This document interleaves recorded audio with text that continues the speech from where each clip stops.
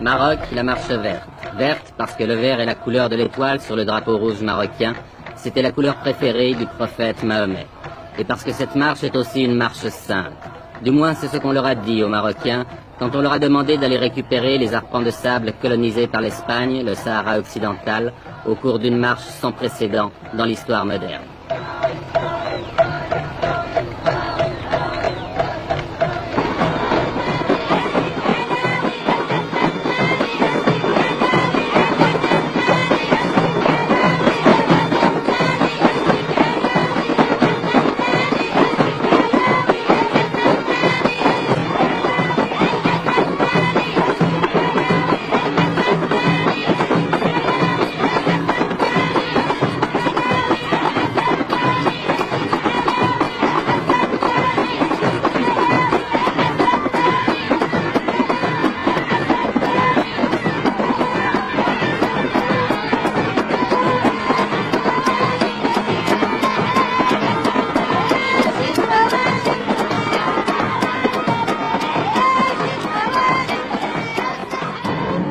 Un homme a eu l'idée de cette marche, à moins que quelqu'un la lui ait suggérée, une idée politiquement géniale, même si on peut la critiquer, et cet homme, le voici, il a 46 ans, c'est le roi du Maroc, Hassan II.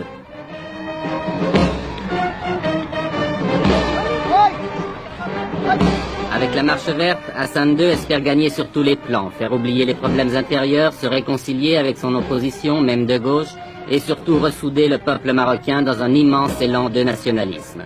On dit qu'il joue sa couronne dans cette opération et c'est vrai qu'elle n'est pas sans risque.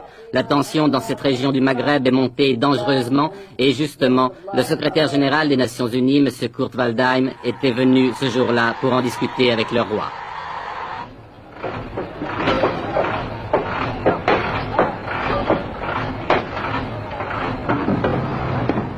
Mais au-delà des coulisses de la diplomatie, la marche verte a été lancée. L'armée et la police, l'administration civile contribuent à sa réalisation.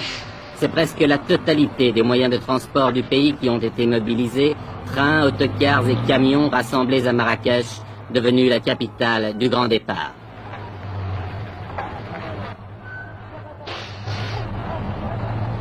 Pourtant, on ne peut s'empêcher de penser que c'est aussi la marche des gueux.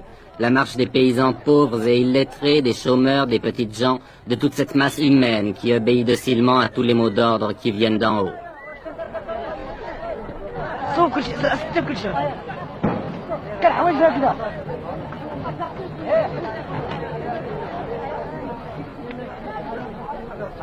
Le roi avait demandé 350 000 volontaires. Ils ont été presque le double à s'inscrire.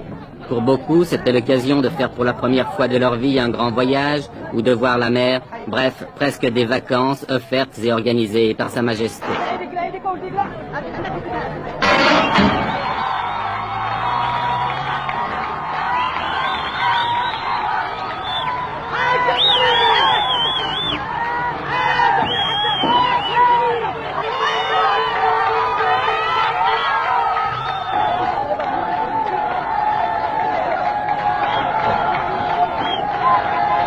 À Marrakech, depuis 15 jours, chaque départ de convoi donne lieu à des scènes de ce genre, et il en part plusieurs chaque jour.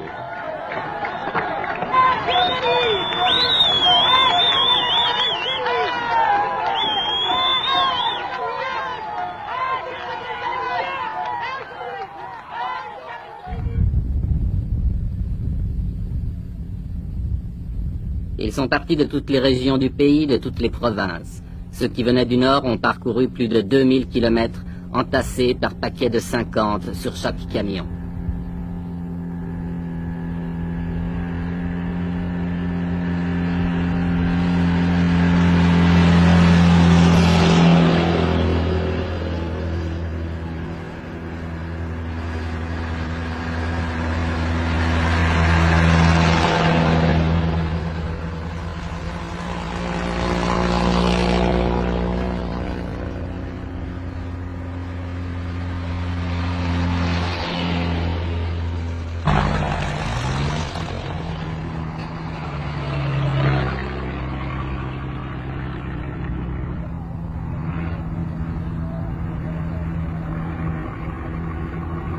1000, 1500, 2000 kilomètres de soleil et de poussière, de chaleur et de soif, de fatigue. Mais tout a été prévu, sans doute depuis plusieurs mois, malgré le caractère spontané que le Maroc a voulu donner à cette manifestation. Ambulance, ravitaillement, essence, eau. En principe, les participants à la marche ne manqueront de rien. Une question, mais qui restera peut-être toujours sans réponse, quel sera le coût définitif de cette épopée? Avant le désert, un camp de transit a été installé à Agadir qui peut accueillir 30 000 personnes.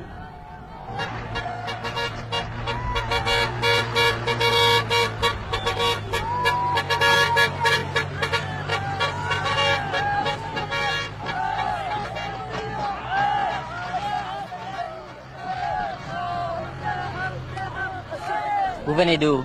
De la province de Taza. C'est à combien de kilomètres d'ici? D'ici à peu près dans les 700 km. 700 à 800. Il y a combien de personnes qui sont venues de cette province? 10 000 personnes. 10 000. 10 000 personnes. Et maintenant, vous allez partir où? On va y aller, Inch'Allah, au Sahara. Au Sahara? Au Sahara. Jusqu'à Terfaya? On dépasse, Inch'Allah, le Tarfaya. Vous allez passer la frontière aussi? Après le discours de Sa Majesté, on va, Inch'Allah, jusqu'à la capitale, Laayoune. Vous allez traverser à Laayoune? Oui.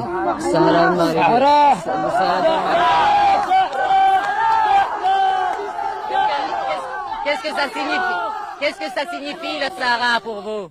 C'est notre terre et notre pays. Nous traversons non pas Laayoune seulement, mais toutes les villes et tous les villages occupés par les Espagnols.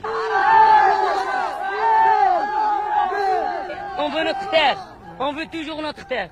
On veut notre terre jusqu'à la mort. Notre terre, c'est toute notre vie. C'est notre terre. Ça y est. Vive le roi Hassan II. Vive le roi Hassan II. Vive le roi Hassan II.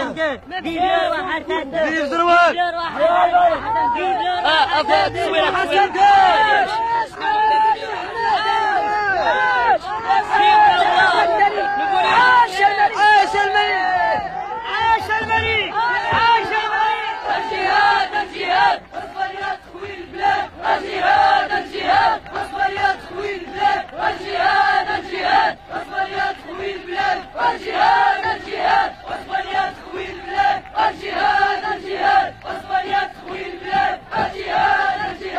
Cela fait plus de 2 semaines maintenant que les premiers convois ont pris la route du Sud. Plus de 2 semaines de délire qui confine au fanatisme. Plus de 2 semaines que le Maroc vit dans la fièvre. Tout cela pour quelques milliers de tonnes de phosphate, vous demanderez-vous? Non, pas seulement. Tout cela aussi, du moins aux yeux du peuple, au nom du roi et de Dieu, si Dieu le veut, Inch'Allah.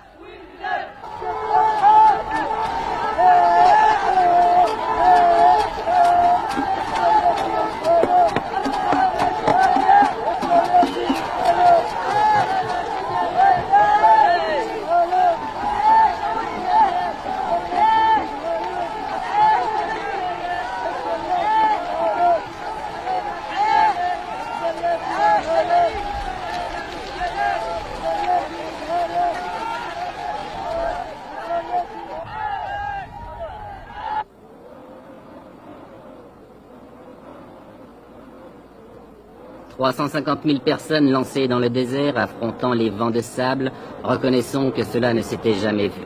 En deçà des considérations politiques qu'elle peut inspirer, la Marche verte offre le spectacle hallucinant d'une nation jetée dans l'aventure. Folie ou coup de bluff, impérialisme ou nationalisme, je l'ignore. Mais regardez ces images.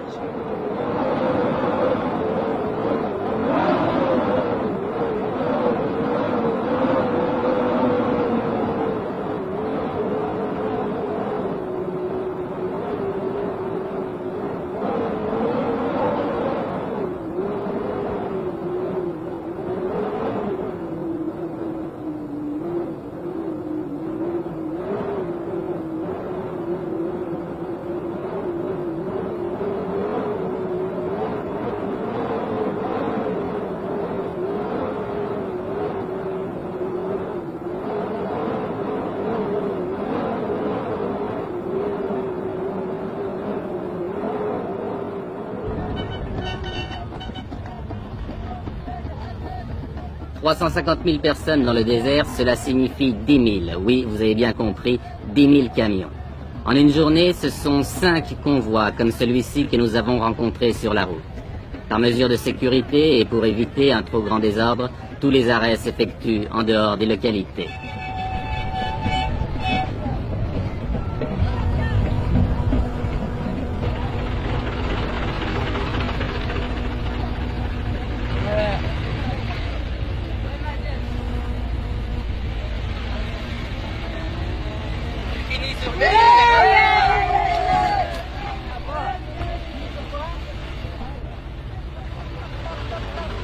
Chaque fois que nous dépassons un convoi, nous retrouvons la même atmosphère, une atmosphère de frénésie. Et chaque fois aussi que nous interrogeons les gens, ils nous font les mêmes réponses. Écoutez. Jusqu'où vous allez? Sahara. Pourquoi vous ne laissez pas le peuple sahraoui s'autodéterminer, choisir lui-même? Parce que le peuple sahraoui est sous la domination du roi. Comme vous dites, c'est... Sahara, c'est chez nous. Non. Pour être juste, les Sahraouis, c'est nous. Et les Sahraouis, ce sont des Marocains pour vous? Oui,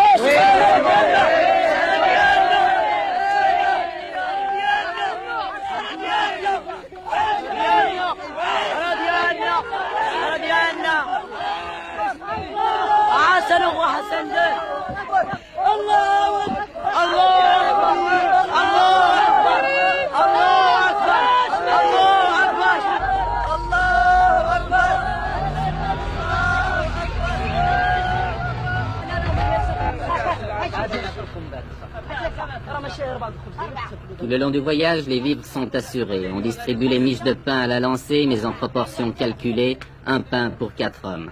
Le convoi se ravitaille donc, puis reprend la route.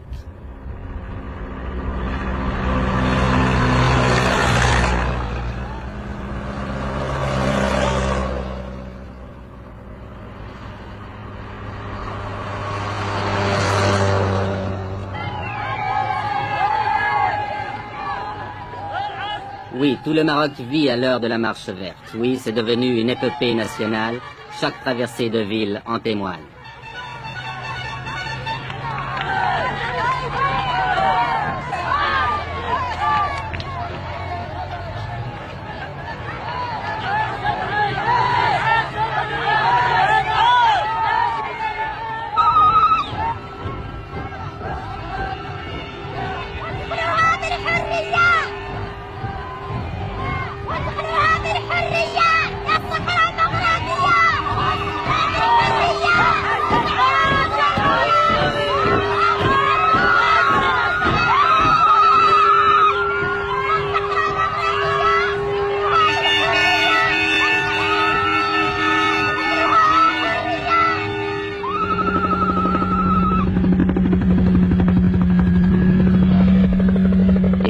C'est l'arrivée à l'extrême sud du Maroc, à côté d'une petite bourgade perdue dans le désert, où avait atterri autrefois l'avion de Saint-Exupéry, Tarfaya.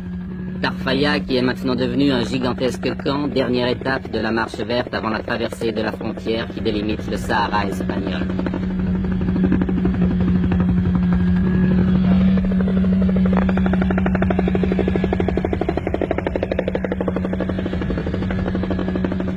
Dans ces alignements de tentes et de camions, on s'est installé province par province. Et l'ambiance de ce campement le fait ressembler à un Woodstock du désert.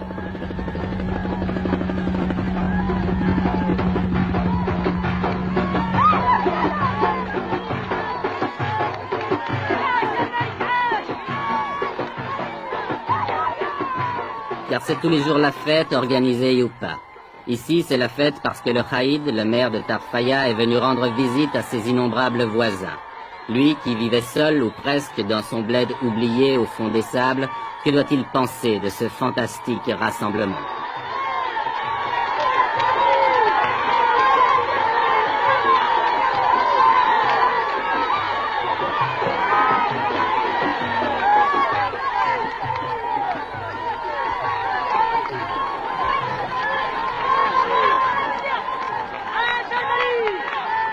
Avec une prodigieuse capacité d'adaptation, la foule s'est installée rapidement. On a nettoyé le sol des cailloux pour en faire des clôtures, on a dressé des tentes de fortune, et il ne reste plus qu'à tuer le temps en attendant l'ordre du roi pour se remettre en marche vers les terres spoliées.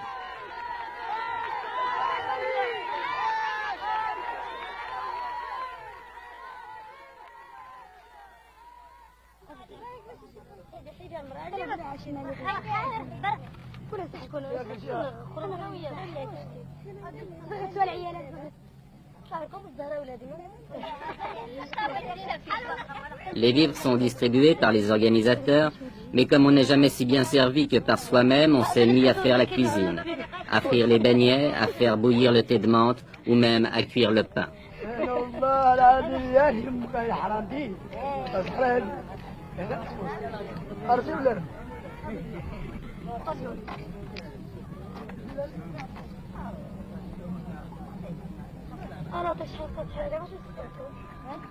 Ici et là, les 1001 petites occupations de la vie quotidienne.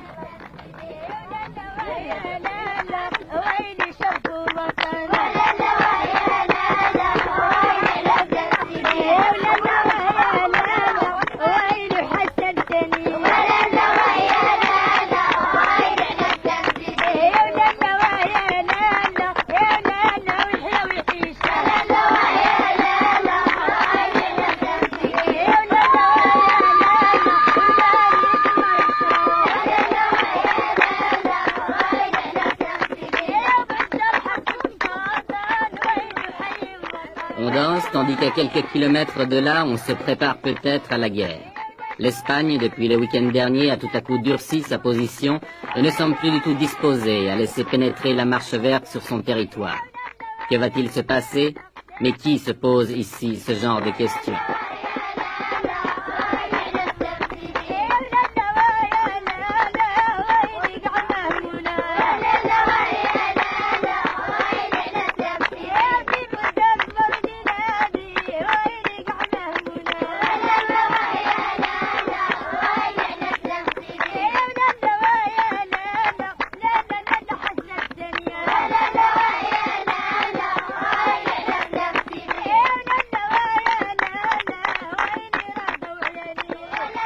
La marche verte n'a pas encore franchi la frontière, mais on ne voit pas comment elle pourrait maintenant s'arrêter, car ce qui est sûr, c'est qu'elle a dépassé le point de non-retour.